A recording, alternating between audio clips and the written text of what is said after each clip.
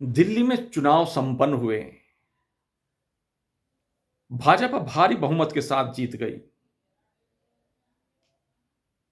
निश्चित ही भारतीय जनता पार्टी के खेमे में खुशी की एक लहर दौड़नी ही थी, क्योंकि उसने 27 साल पुराना वनवास पूर्ण जो किया था। लेकिन एक खेमा और भी है जिसमें खुशी पाई गई।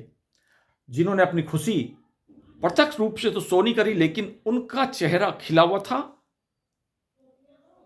कौन था वो चेहरा जो अंदर ही अंदर खुश थे? जी हां, कांग्रेस, जिसको एक भी सीट नहीं मिली, लेकिन फिर भी कांग्रेस के खेमे में वो खुशी की लहर थी जो ना तो शो कर रहे थे, लेकिन मन ही मन बड़े ही खुश थे। अब खुशी के कारण क्या थे? सच पूछो तो विधानसभा चुनाव में कांग्रेस का दमखम के साथ, जोर शोर के साथ लड़ना ही शो कर रहा था कि ये इसको कुछ नहीं मिलेगा। कांग्रेस को वैसे पता था, कांग्रेसियों को भी पता था, लेकिन फिर भी वो जानते थे कि हमारे इससे ही बीजेपी जीत पाएगी। एक अंदरूनी बात यह भी चल सकती है कि कहीं कांग्रेस और भाजपा का मिला जुला षड्यंत्र तो नहीं था। भाजपा और ओवीसी का कोई मिला जुला षड्यंत्र तो नहीं था, लेकिन इस संभावना थी, ऐसा था नहीं। असल में इसके पीछे थी एक बात। केजरीवाल का कद लगातार बढ़ता जा रहा था, और जब से उनकी पंजाब में सरकार बनी थी तो वो राष्ट्रीय पार्टी बन गए थे और अभिमानित होकर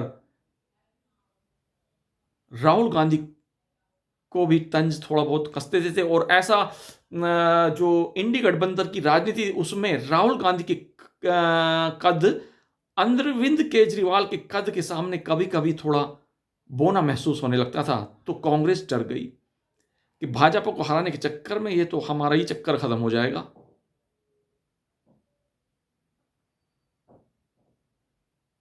भाजपा को तो झेल ही लेंगे, उसको तो पुरानी है, पार्टी है, लेकिन केजरीवाल भी अगर हमें नीचा दिखा देगा तो बहुत बुरा होगा।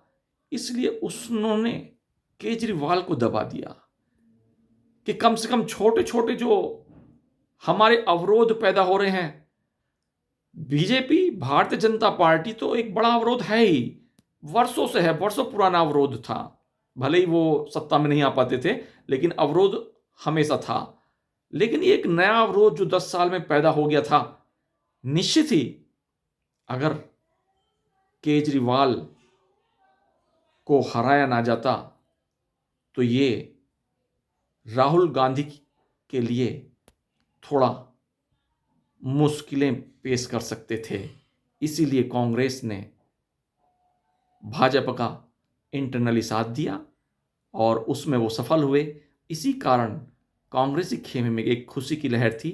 प्रियंका गांधी ने भी साइड साइड में भाजपा की प्रशंसा की है, लेकिन उसका कारण यही था क्योंकि आज उनका जो एक अवरोध सामने आ रहा था वो खत्म हुआ। जय हिंद।